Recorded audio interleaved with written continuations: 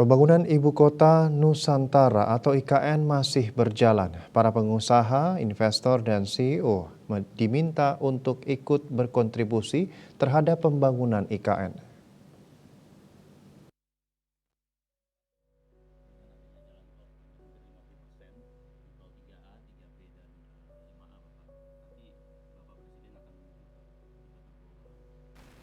Presiden RI Joko Widodo dalam acara Kompas 100 CEO Forum yang diselenggarakan di IKN Kalimantan Timur dikutip dari kantor berita Antara menegaskan bahwa kolaborasi adalah kunci. Presiden memaparkan total anggaran pembangunan IKN mencapai 33 miliar dolar AS.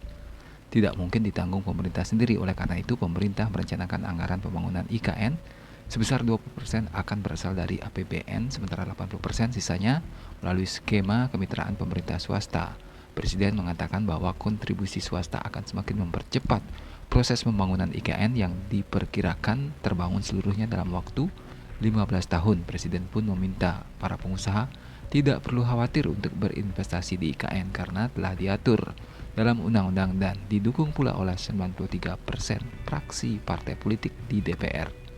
Bali Pos melaporkan.